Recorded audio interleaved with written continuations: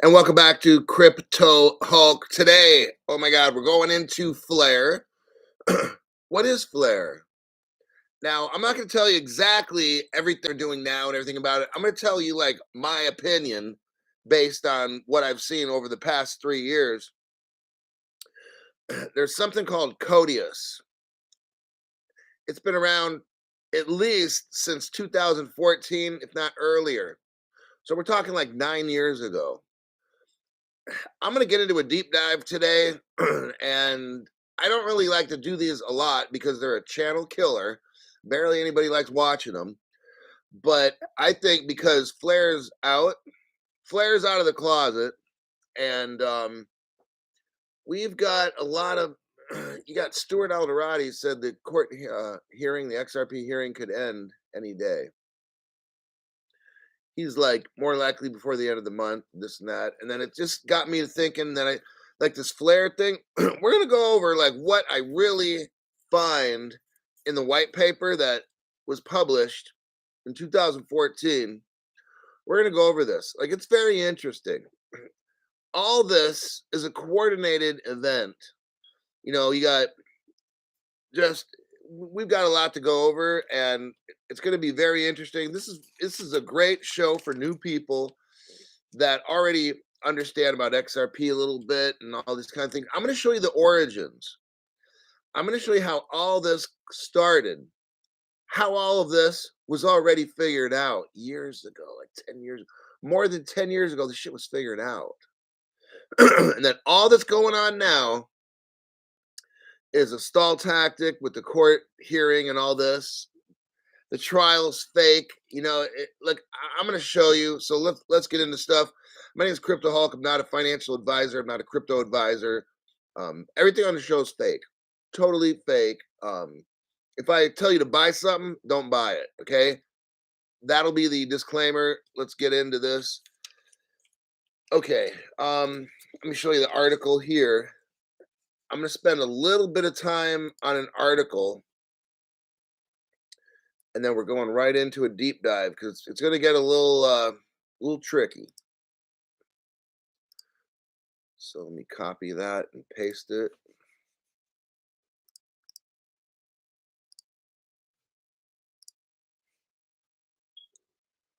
Let's see there. Okay, we got a couple new people that joined. Brennan Tottenham. Welcome to the members video live stream. We've got Angel Hendricks, Helio Bob. Dagger Skateboards was the first person. Then G.O.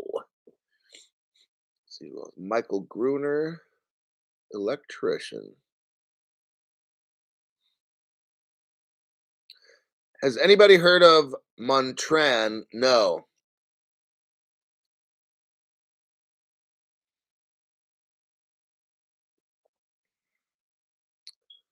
Has anyone bothered with tokenized assets on hot wallets?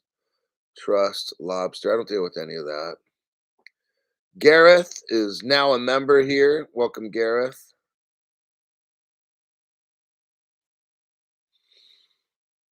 Michelle Wilkie, Heather Hatley, Beautiful Wholesale, Stephen Morris. Terry's here. Roll that beautiful intro. Oh my God, it's so fucking stupid. He's like, roll that beautiful intro. And then his little fat fingers go over there and push the fucking button. Like, come on, dude. And the intro is not even beautiful. It's totally fucking generic. All right. I showed you the article. And let me go over the article first. G'day from Australia, mate. Ripple XRP partner, which is Flair, launches an NFT platform to expand the use cases for interoperability protocols. The primary goal of the NFT platform Sparkles will be incorporating the interoperability of native Flair protocols. Last month, Flair shared a demonstration of interoperability through the test purchase of an NFT on the Songbird platform, paying in Dogecoin and XRP. Layer 1, Ethereum virtual machine. Now, what I'm going to be going over later is a white paper that was issued about Codius. David Schwartz is in there, Evan Schwartz, Stefan Thomas. These are the people that invented XRP, and then later, one of the guys that helped invent XRP and the ledger and stuff, he went on to make XLM, which is Stellar. So now we're going back to the roots, not quite the roots, because there's 3-letter agencies all up in this, which I'm not going to get into, okay? So they mentioned here, layer 1, Ethereum virtual machine. We're going to talk about virtual machines. What's a virtual machine? What does it do? And that kind of stuff. Because that is what Flair is. Flair, which also happens to be a rep partner, is quickly gaining traction in the crypto space. After Flair went live earlier this year, it launched 2 core protocols for decentralized interoperability applications. The Flair blockchain allows developers to easily create applications that are interoperable across several blockchain ecosystems. On March 2nd, which is about 4 days ago, Flair finally introduced the NFT platform Sparkles. As per the announcement by Flair, the primary goal of the NFT platform Sparkles will be incorporating the interoperability of native Flair protocols. This would help in increasing the use case for NFT utility. So now we're seeing this NFT stuff coming in and interoperability. The Sparkles platform will address some other major issues within the space that includes intellectual property rights, attaching on-chain licensing to future collections. Besides, once Sparkles transitions into a DAO, it also has plans of decentralizing its core technology and infrastructure. Flair's Canary Network, Songbird, since it handled about 90% NFTs. So now we're getting into Flair with this NFT. That seems to be like the trend. Moving forward in 2023, interoperability is good. So that word keeps coming up. You notice that? We're saying interoperability. Just want you to be aware of that the XRP ledger, for payments and transferring value, is the most interoperable platform. And like I've said for years, I'm pretty sure 85% of everything that's of value is going to transfer on the XRP ledger. I get this feeling. I don't know why, but that's just what my gut's telling me. So talk about interoperability. This is one of the key areas of focus communities. As a result, the interoperability would be focusing on attaining scalability and onboarding more users of the platform. Ripple partner Flair Network has been working diligently. Dogecoin comes up again. Telling you, Dogecoin is there. That's why I already talked about it in last night's show. That's why I got Doge at one point. I sold it off, but because Doge I knew was going to be in Flair, and Flair is tied in with Ripple, and Ripple's not doing no dumb shit. Doge is going to be something. Okay, it's worth investing in. I'm not a financial advisor. Don't do anything that I tell you. If I tell you to buy something, don't do it. But nothing in this show is financial advice. Just want to let you know. Using 2 Flair network protocols, state connector and Flair. Okay, I think that'll be it. Okay, so I have not studied Flair. There's channels that are devoted to Flair, Songbird and all that canary stuff, whatever. Crypto, the space that we're in, has just started. And it's going to keep continually growing. The use cases are going to keep coming. Flair is going to be one of those that's massive, that's going to help move value. I haven't studied Flair completely. Okay. Um, I got into crypto before there was even a Flair. Flair comes along. Guess what? Something after Flair is going to come along, and then guess what? After that, something. So it's never going to end. Okay. The crypto, this technology is going to keep growing. So today we're going to touch on the origins. I'm not going to discuss what is it doing now and what is it going to do in the future. That's a whole nother channel. That's somebody. There's channels that study Flair by itself. This channel studies XRP by itself. For me to go over all the stuff, there's no way I can't do it. So I'm not a subject matter expert by any means in Flair. I'm going to show you the origins of Flair, kind of leave it at that. All right. If you want to know more about Flair, there's plenty of channels you could just sit there and watch for weeks and weeks and months learning about Flair. All right. Let me check some comments. Then we're going to go into the deep dive. Let me see. Flair channels are very informative. Hulk's getting technical. I haven't blinked in 7 minutes. Going to have to splash Gentleman Jack in my eyes. Well, that's a little bit extreme there, buddy. Often. I've done the deep dive on Flair. I have a bag. It's a.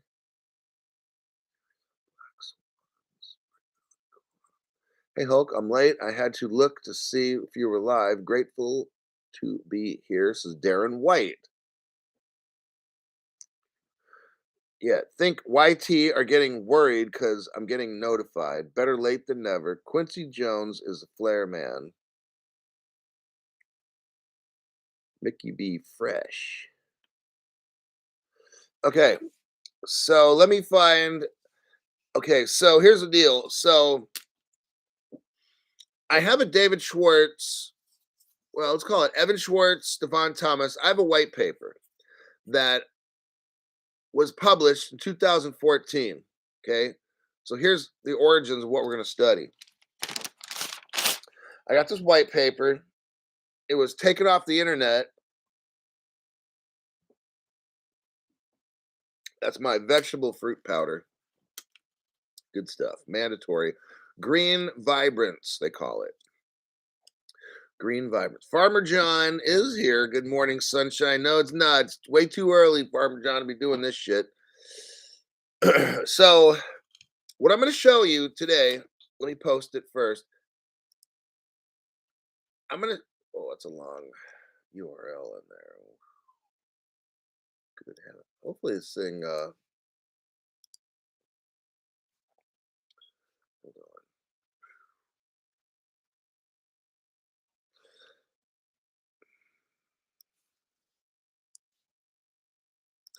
I'm trying to copy paste it, but the address looks like super long, so I'm gonna have to trim off part of it. Now, this is not the original. This is a copy. Whoa.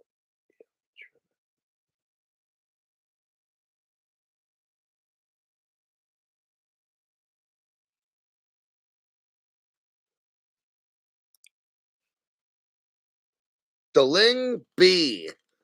Here we go again. No, good morning. Happy Monday from me and mines. Thanks for that. I appreciate that. Look, I'm doing a deep dive. I know that people are like, oh shit, deep dive. Okay, I gotta go by. I'll come back later, crypto. Um, a deep dive is for those that want very technical understanding on a particular topic. And the link shows up, and we all know it's kind of early to be like learning this stuff, right? Enrique Rodriguez. I did a deep dive in Sparkle once. I picked her up at the club. I told you, Sparkle. Like, I've always been suspect of like Flair. It's very strange how they came out and everything, and then name something Sparkles. Like, are you serious? Like, come on, dude. Like, change the name. But I'm not going to get into that because that's a whole nother show. Um, I sent you a link. I'm going to click on it myself to make sure it works. Okay, so it works. So what I sent you is not the original. What I sent you is a copy. The original was made in 2014. You can see from this article, they're using the same name. Here's the name of the article: Smart Oracles, colon, a simple, comma, powerful approach to smart contracts. It's showing posted by Hakeem Bartels, July 2nd, 2017. That's wrong. It's actually 2014. What you're seeing here is a copy of an original. Now they do give credit to Stefan Thomas, Evan Schwartz, and all that stuff, but it's the format's different. It's not what I have the original. The original was since taken offline, but I'm able to get the original. So we're seeing here somebody who found the original, put it into some kind of a different format or whatever. But anyway, it's good enough for the purpose that we got here. But understand that this is not the actual original. The original was on GitHub, which was then taken offline, like a lot of stuff. When the three-letter agencies don't want you to know stuff. But anyhow, this will work just fine. Let me get my notes. Here we go. So we got some learning to do. I'm going to try my best to make it as painless as possible. But I want you to see the origins of Flair. What we're going to find out when we go on this deep dive. Now, this is 2014. Let's just say it's 9 years ago. Let's say 10 years ago. 10 years ago, Flair was already decided on what it is and what it's going to do. Wallets,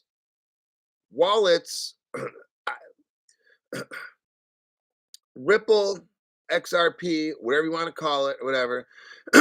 They haven't come out with a wallet yet. They're going to. They already have it done. Like these are things, and then offline transfers. They just came out with that like a year ago or less. No, it's been around for 10 years. Okay. Smart contracts just came out less than a year ago. No, it's been around 10 years. Like all this shit's been around.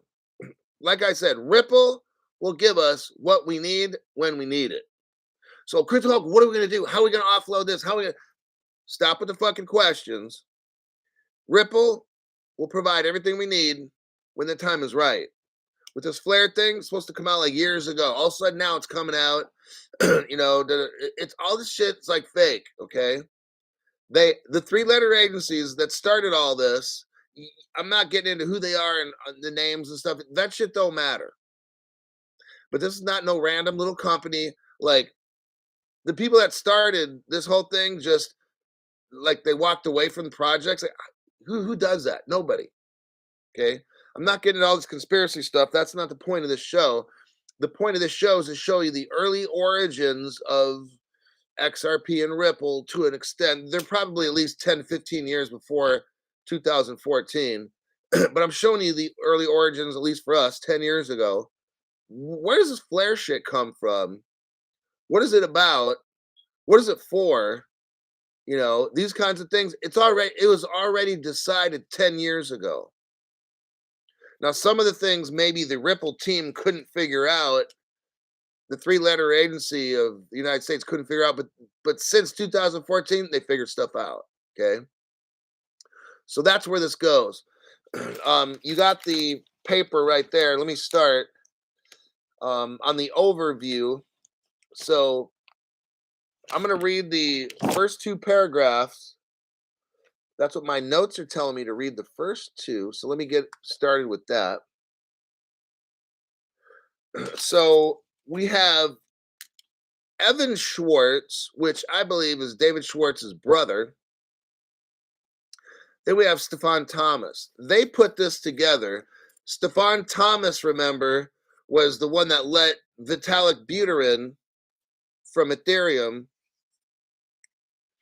stay at his place for a couple weeks while Vitalik stole part of the code for XRP and stuff, and then went off to make Ethereum. So Ethereum comes from XRP. And these people were real tight back in the day. Don't let them fool all this tribalism fool you. You have these people were working together. This paper called Codius that I'm going over right now is a white paper was made with the help of the Ethereum group in some way. Okay, it says it at the end.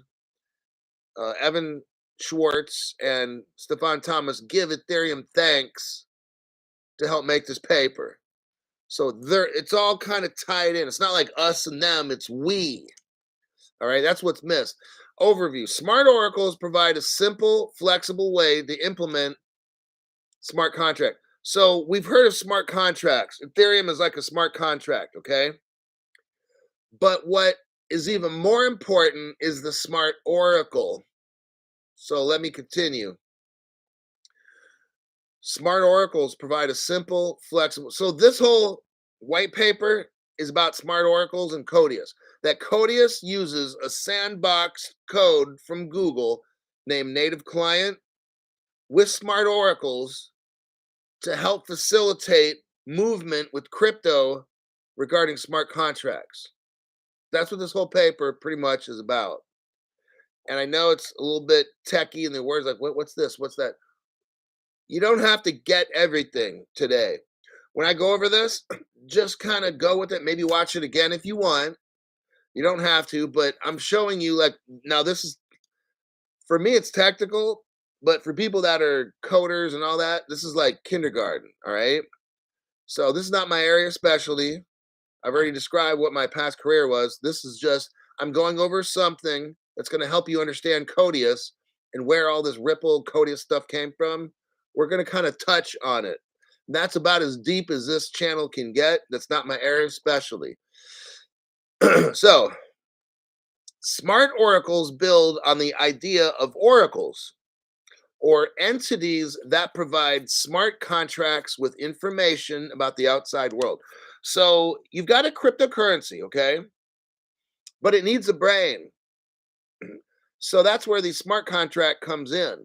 A smart contract does it facilitates it moves information to facilitate a certain whatever you're trying to get done.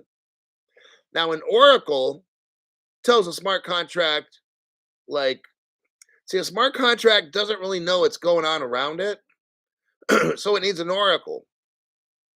It needs information. A smart contract needs information to tell it what to do so it can tell the crypto what to do. It's almost like your boss's boss's boss, you know.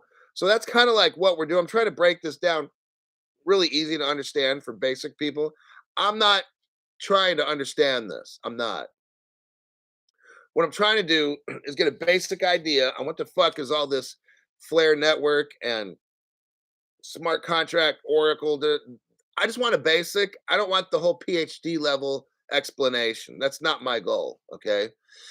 So you have a smart oracle, which is kind of like your boss, but then your boss has a boss, which is an oracle, which then has a smart oracle as the prime ruler. Okay. Smart oracles build on the idea of oracles, and oracles are entities that provide smart contracts with information. So the difference between like an Ethereum and a Flair network is like night and day because now you got smart oracles. Okay. That's the most evolved form of a smart contract. Smart contract oracle, smart oracle is the top. Okay. It's being able to do shit automatically. And nowadays, we throw in artificial intelligence to this. Man, see, now we're at a whole new level. So pretty soon, okay, so starting off, you got crypto. Then the smart contract tells the crypto what to do. So now the smart contract is smart, but it needs an oracle. But that oracle needs a smart oracle. But now we've got artificial intelligence. I mean, it just keeps bumping up. So I'm going to go on from here. I'm not going to dig into that anymore. It's actually kind of interesting to me. Smart oracles build on the idea of oracles or entities that provide smart contracts with information about the outside world. and combine information gathering with contract code execution. In such systems, rules can be written in any programming language. Okay, rules. When you have a smart contract, here's the thing. See, Bitcoin's limited. It's very basic.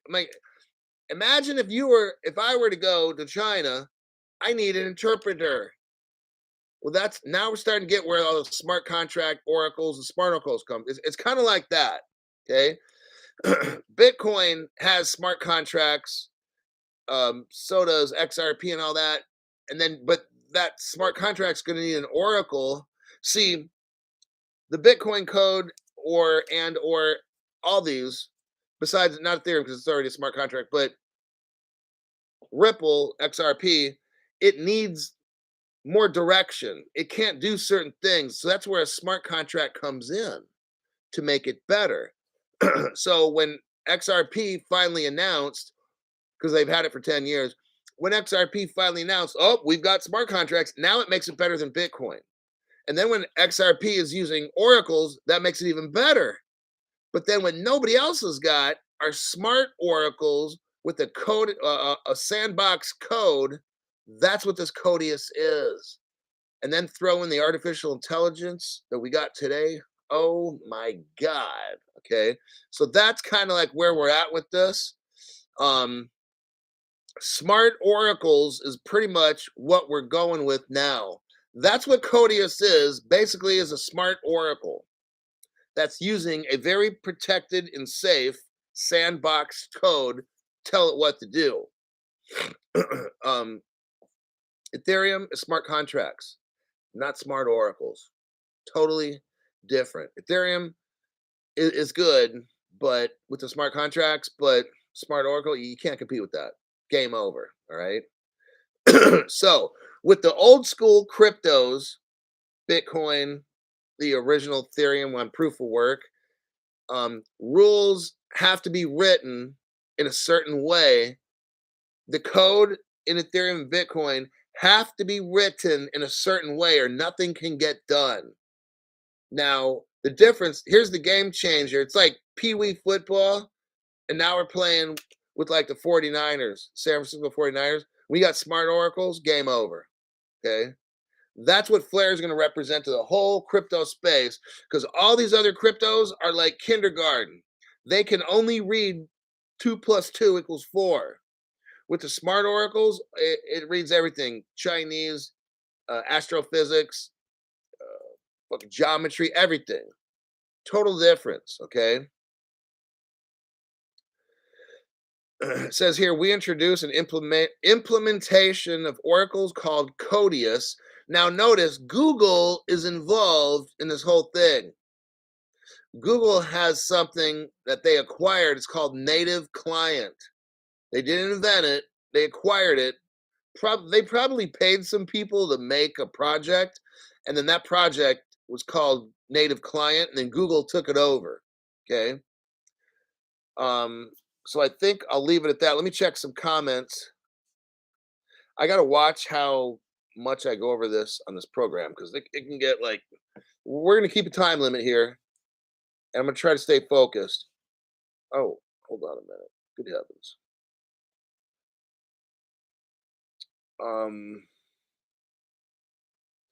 Enrique talked about Sparkle. Okay, yeah, I'm sure you did there, buddy. Nick Hamilton won't let me do any donation but $19.99 or $399, nothing in between. So that's weird. So Nick's saying he can only donate $20 or just under 400. That's the problem we have on the channel. I just can't make a show that people just watch and we learn. YT has to fuck up everything. That's why the BBB is investigating. I'm going to leave it at that. But we've got help coming, okay? Because once they find out this kind of shit, then it goes to district attorney. I'm willing. Let's just do this whole fucking thing. I'm ready to cause a real fucking problem because they started it. I don't start problems. I fucking finish them. That's what I do. Darren White says, just wanted to show my appreciation for you're doing the show at European friendly time. I know I get to wake up at 5:15 on like, a day off and make a show for the other side of the world. And but it's okay, Darren. It's a-okay. Hulk in the morning. What a way to start the day, says Nick Hamilton. Then you got Deling B again. No worries. Nick's wife is here. Deling to the rescue. Well, we picked a hell of a morning. Hulk in the morning should be a show on Bloomberg. Oh, yeah, it could be. But my hands are held hostage with handcuffs, but not for too much longer on this platform. We've got some nice little prizes for them. We got something special waiting for them. California Attorney General criminal investigation. Nick Hamilton says missed the show last night, but went back and watched it. Straight fire, my guy. Nick's like, Hulk knows. I know because I spend a lot of time making these programs. XRP fan, thank you very much for your donation. It says, didn't receive a notification for the live stream. So now this is public. While the BBB is doing their investigation, XRP fan is making it publicly known that he's not getting the info. Let me look at my notes here. I got to keep pushing on this. 31 minutes. Hoo-wee. It goes by quick, let me tell you. I got the overview done. Now we're going into the next section called definitions. And it's called smart contracts. My notes say I'm just supposed to read what I wrote. So smart contracts are programs that formally encode certain conditions and outcomes. The code is agreed upon by the contacting parties in advance and must be faithfully executed by a disinterested neutral partner. Oracle. So that's what a smart contract is. It gets into like the Cornell legal information on what a smart contract is. It's basically code that people agree on when they want to accomplish something. Oracle. Some smart contract systems, including the ones built into Bitcoin, are strictly deterministic. So now they're kind of letting us know the Oracle that's in Bitcoin, smart contracts and stuff, it's not as advanced, okay? In order to interact with the real world, Bitcoin, these systems rely on cryptographic signatures submitted by outside systems called oracles. So here we see now you have a crypto, a smart contract is telling the crypto what to do, but an oracle is telling the smart contract what to do. Oracles are trusted entities which sign claims about the state of the world. Since the verification of signatures can be done deterministically, it allows deterministic smart contracts to react to the world, to the outside world. So Bitcoin is deterministic. A smart contract helps a deterministic code figure out what's going on in the world so it can do what it does. An oracle, again, then helps a smart contract. Now we go to smart oracle. Smart oracle or contract host. So now, what the hell is a smart oracle? Smart oracles are explained. Smart oracle, here we go. That's Flair. That's where Flair comes in. Okay. Notice this is 2014. Ripple has already known. They have all this technical knowledge. They keep it. There's stuff now that's going to come out 5 or 10 years from now. We have no idea about. Ripple's not ready to release it. Okay. Some of this stuff's actually pretty cool. I don't understand a lot of it. I kind of get a basic idea, but it's fascinating how this shit was already done like 10 years ago. And all of a sudden it gets released. Oh, Ripple has a smart contract. Oh, that shit's been around for like 10 years. But we just found out about it now. NFTs. Ripple probably had that shit 10 years ago. They're being all quiet. Shh, shh, shh, shh. Don't say nothing. And they drop it, and the whole crypto world's like, oh, wow, we got NFTs. And I'm like, oh, wow, it's only been around for like 10 years. Ripple drops, smart contracts. Oh, wow. I've already known about that before Ripple even came out with it. On my channel, we've gone over this show before Ripple came out with smart contracts. We've already known this on the show. If you're a veteran here, this is the 4th or 5th time I've done this show. And I've done it. I started probably a year and a half ago or 2 years ago doing this. Oh, yeah. It's like the 5th time I've done this show. Smart contracts, old news, Crypto Hulk. I keep you guys ahead. These other channels, their news, they go over 30 seconds to a minute, off to the next one. Talk about something 30 seconds to a minute, off to the next one. Go over chart analysis, talk about gold cards, some dumb shit, adios, bye, see you tomorrow. Like, it's fucking stupid, all right? But okay, let's move on. Smart oracles are explained in the section following the definitions, but we should note that we use the term smart oracle and contract host interchangeably. I'm going to keep moving past this. Now, this next section is going to start getting technical. That's what I'm going to skip. Let me find the next section called From Oracles to Smart Oracles. Let me scroll down. Here we go. From Oracles to Smart Oracles right there. The first paragraph, in this paper, we aim to show the placing execution in the hands of smart oracles, generalizes and simplifies the system significantly. Earlier in the paper, it is said that Bitcoin was deterministic.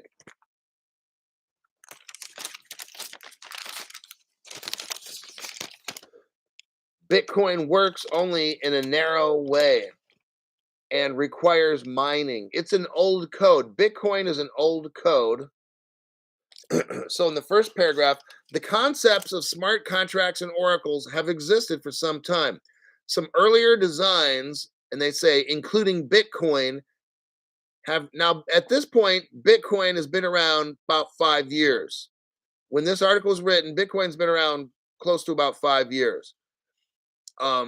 Have relied on executing the contracts within consensus networks, leading to the requirement that Bitcoin's execution be deterministic. In this paper, we aim to show the placing contract execution in the hands of smart oracles generalizes and simplifies the system significantly. Okay, now that is very, very important. What they're saying is Bitcoin, the way that it was made, they call it deterministic. And it requires you to do a lot of things just to get the end result. What Codius is are smart oracles that generalizes and simplifies the system significantly. That's the key. That is what Codius is. It's only been around 10 years now. It's relatively old, okay? We just hear about Codius. And we're like, oh, that's brand new. No, it's been around like 10 years. Probably more than that. Because this is when this paper was written in 2014. This shit might have been worked on 10 years before that. So we're talking like 20 years ago. Yeah. That's why Crypto Hulk's doing the deep dive, to show you what you will not hear or learn on other channels. The next paragraph. The concept of smart contracts is widely attributed to Nick Szabo in the late 1990s. So now we're taking it back, like, 30 years with smart contracts? So Ethereum's really not that new. It's actually pretty old, okay? And behind the Bitcoin and all that, it's old technology, very old. They're showing us here. I'm not going to get into too much more on that. The fourth paragraph. So now I got to go to the fourth paragraph. I'm supposed to read all of the fourth paragraph. 2, 3, 4. Unfortunately, cryptocurrency developers have found it challenging to design a system that encompasses both a smart contract language and a consensus. So far, cryptographers, you can't really build a contract language and a consensus that works together. That's been difficult. This is the beauty of Flair. This is the beauty of Codius. it's able to do these two things. Bitcoin script allow for simple logic, not complicated, simple. Bitcoin is very simple. All those people at the Bitcoin conference jumping up and down, acting all fucking crazy and shit, that's pretty sad. They obviously haven't read this, but I'm going to read it for them right now. Bitcoin allows for simple logic to be encoded and executed on the Bitcoin network. However, encoding advanced logic, like the adults in the room, encoding advanced logic and executing untrusted code have proven more complicated to integrate in Bitcoin. So basically, if we want kindergarten shit, Bitcoin's the way to go. Okay. This is where Codius comes in, changes all that with what? The smart contracts and the sandbox code. So the code in Codius is Google native client, and it's protected in a sandbox by Google, all right? Fifth paragraph, Bitcoin can't handle complicated codes, so it will reject them. So we go to the fifth paragraph, and that's basically what it is. Let's see, 1, 2, 3, 4, 5. So my notes from the fifth paragraph say that Bitcoin cannot handle complicated codes. It will have to reject them. That's where now, if smart contracts are if smart oracles are used with Bitcoin, it can get the job done. Okay. So again, it's kind of like this. You have a Ferrari, okay, but there's no motor in it. But if you put the Ferrari on the tow truck, it'll still go down the highway, but it's sitting on a tow truck. Now you can sit inside the Ferrari on a tow truck going down the freeway. That's kind of fucking stupid, really. When you could just hop in a Flair, when you can hop in a Codius and just keep going. See what I mean? So will Bitcoin be around? Yeah, but why would you want a fucking Ferrari? I guess you kind of look cool, but then you also look kind of retarded going down the freeway on a tow truck sitting in your Ferrari. I mean, it can be done.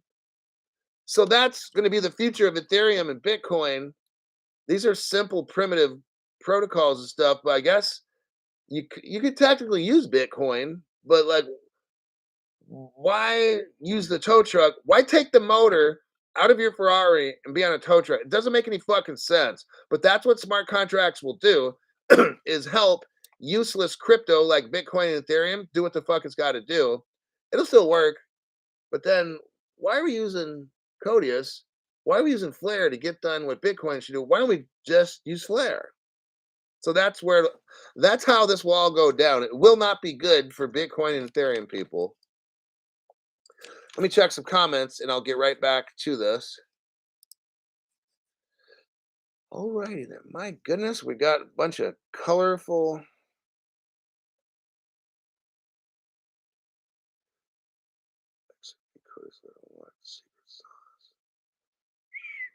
Okay. Nick Hamilton says Codius and Flair will unlock value. Exactly. So imagine the Ferrari, the Bitcoin, Ethereum, Ferrari with no motor on a tow truck. Let's just use the smart oracles of Flair to get to so we can drive the Ferrari. So we can actually drive it. Now, smart contracts can get the Ferrari with no motor to do shit, but why don't we just fucking drive the real thing? That's what I'm talking about. XRP fan didn't receive a notification for the live stream. I think went over that. Samuel L. Hey, how are you? Hey, how are you? Hey, how are you? I'm doing all right. It's a little early in the morning to be going over technical shit, but it's okay because it's early morning here. But in Europe, it's probably, I don't know, 7 o'clock at night or something, or I have no idea what time it is. Nick Hamilton, with Codius, XRP will be better at being Ethereum than Ethereum is at being Ethereum. Exactly. The ultimate utility token for the new financial system. Something special is about to happen. That is absolutely true. What else did he say? At the time we've had to wait, it's going to make the end game that much sweeter.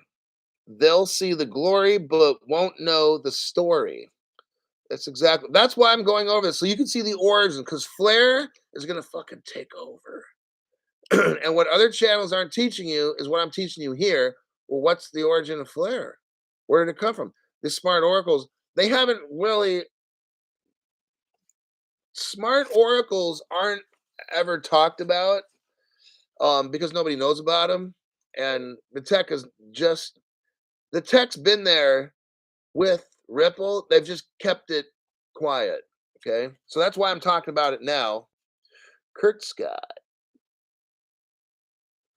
So let me go back to this. The ninth paragraph. We're getting close to the end of that one. Let's see. 1,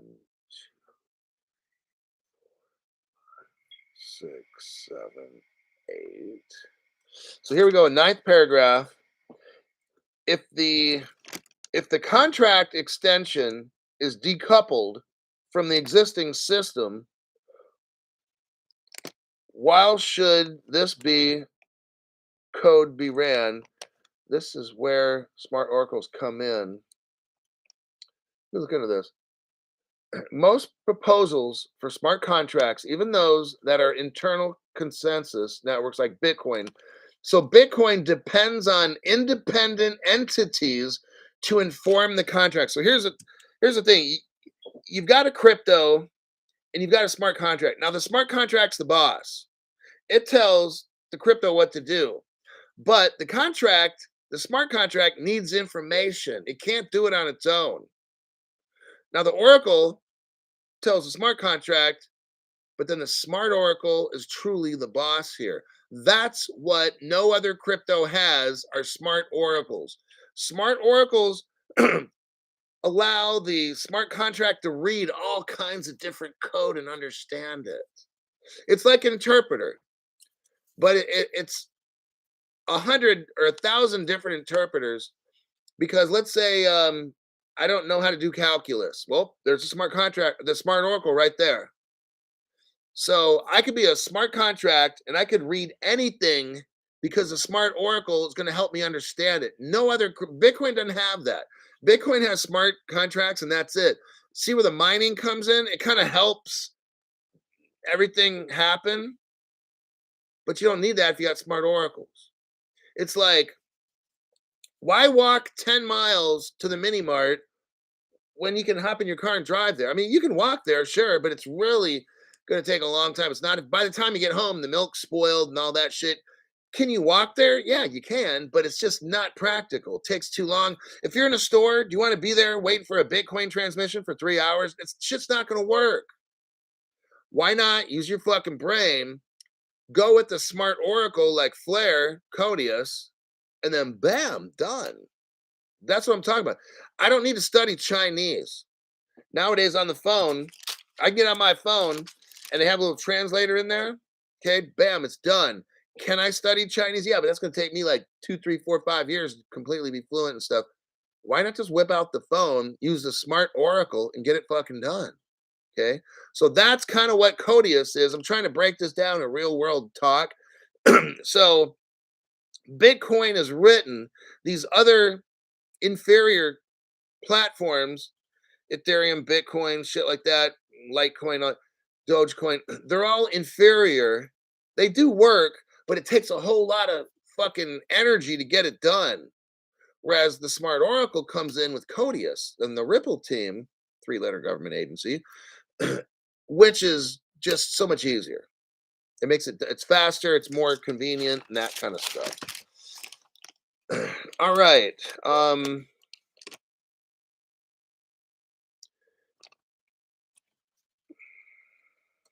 Smart oracles. We're getting pretty close to being done. Smart oracle implementations can take many forms in the following sections. So in the rest of this paper, which we're not going to get into, we outline some of the elements we see as essential for most, if not all smart oracles. Namely, the key components for smart oracles are securely identifying codes. This is what a smart oracle does. It identifies code. So Bitcoin is written in a or one specific code. Smart oracles, like I said, are like the translator. It can read a lot of different things. Bitcoin can't do that. Okay. The next thing a smart oracle does is it uses sandboxing code. So it's like code that is protected by native client, which is Google, so it can run and you don't have to worry about bugs or spam, like shit like that. They talk about Oracle APIs. I'm gonna skip past that. I'm not getting into all that. Let me go to the next section. Implementing smart oracles. That was that. Next one is virtual machines. Okay. Somebody mentioned to me about virtual machines um, in the comment section the other day. Was gonna, I think, try to correct me on something. Okay. I've only done this show like 5 times now. So here's virtual machines because they were thinking that I didn't understand completely or whatever.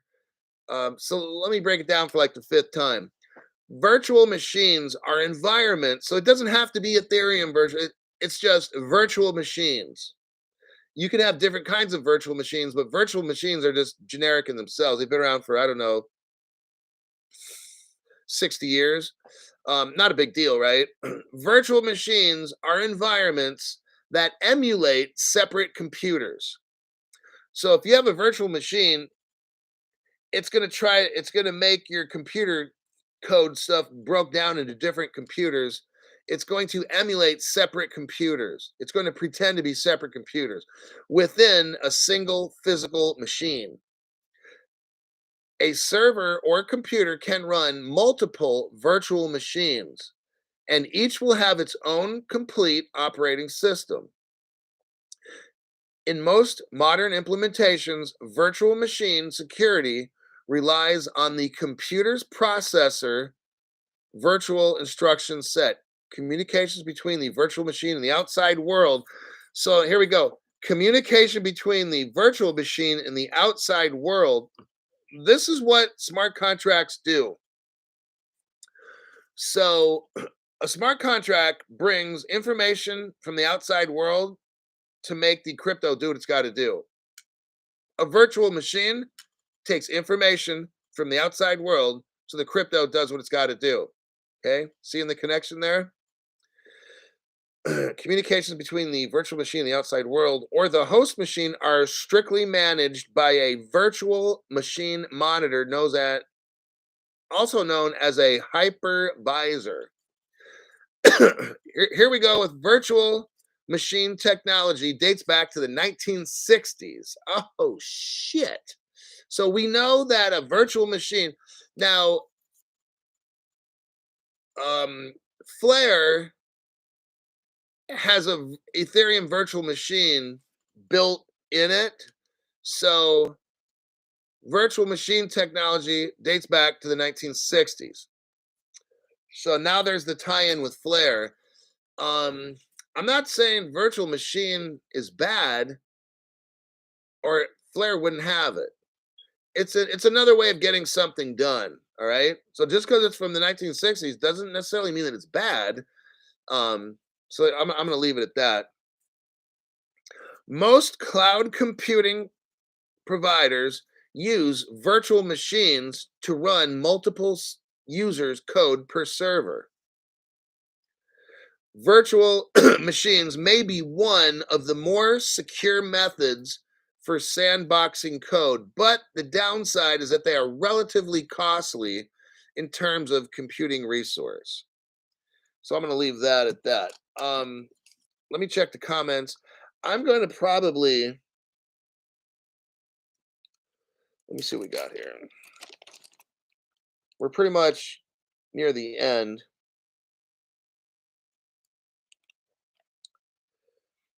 Explains how code. Let me go down to here. I'm going to burn through the rest of this right now. Now, the next section I have is Codius and Google Native Client.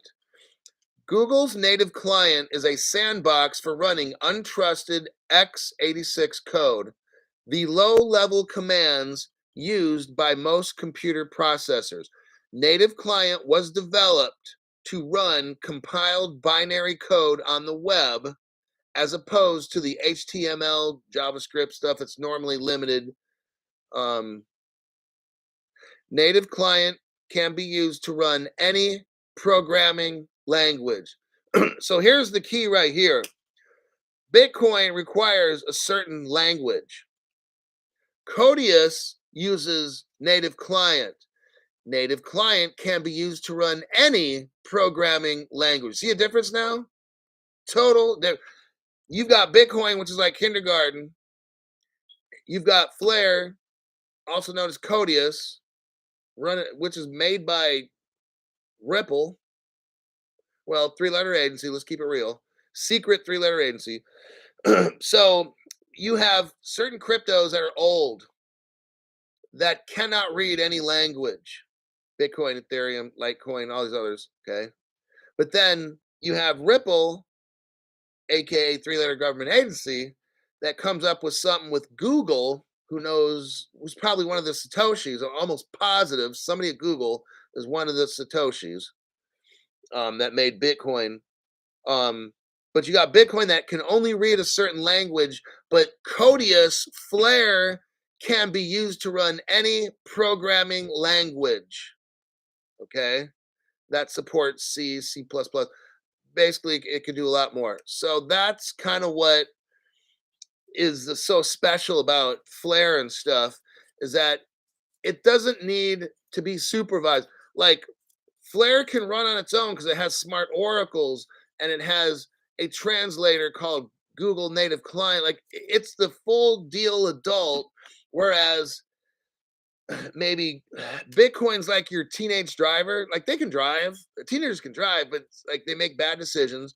They can't really understand certain situations, this and that. Can they basically get the job done on a perfect day? Yeah, a teenager can drive on a perfect day. Starts getting dark, starts getting rainy, windy. You're in a new town. You got a car accident with Bitcoin, okay? But when you have Flair, which is Codius, which runs on native client, which can interpret any situation, sunshine, rain, whatever. And you got the lightning speed of the XRP ledger and all that. That's what Flair is doing. And then you throw in artificial intelligence. That's what we're talking about. That's why I wanted to go over this. Flair came out in January. Flair is going to become pretty much a monster because Google's working with XRP back in the day. This paper came out in 2014. Ripple's been waiting for 9 years for this day. And not just waiting 9 years, who knows how long it took them to make Codius, which is smart oracles. Maybe it took them 5 or 10 years. So we're probably talking 20 years ago, all this shit came out. Yeah, we've been waiting a while for this. That'll pretty much do it for this particular program. Let me look over some comments here, but that is pretty much Flair. You're going to start seeing all this Flair stuff coming up. It's very important, but I just broke it all down. Where did it come from? Here's the show. I just did it. All right. Let me check.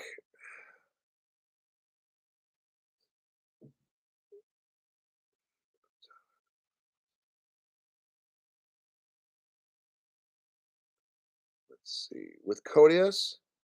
So Nick says, with Codius, XRP will be better at being Ethereum. Okay, we already read that. The ultimate security token, the new financial, something special is about to happen. Then Nick says, all the time we've had to wait is going to make the end game that much sweeter.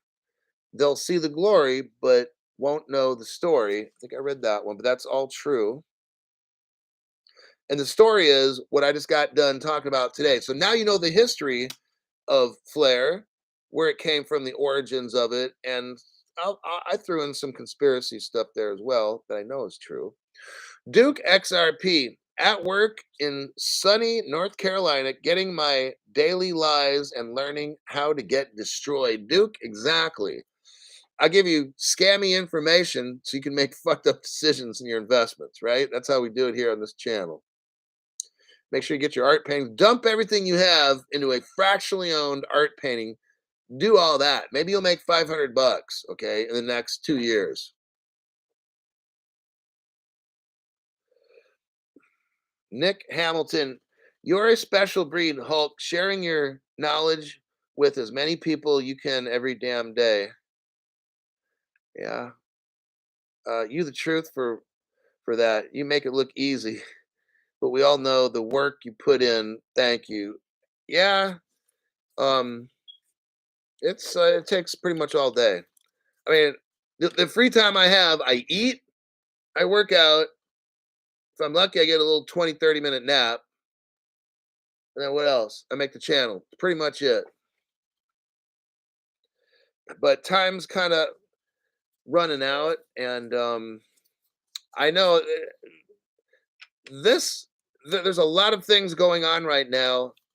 Some very big things are ready to happen, so it's exciting. But I want to make as many people aware of what I'm teaching right now, so you can make decisions when you hear about Flair and this and that.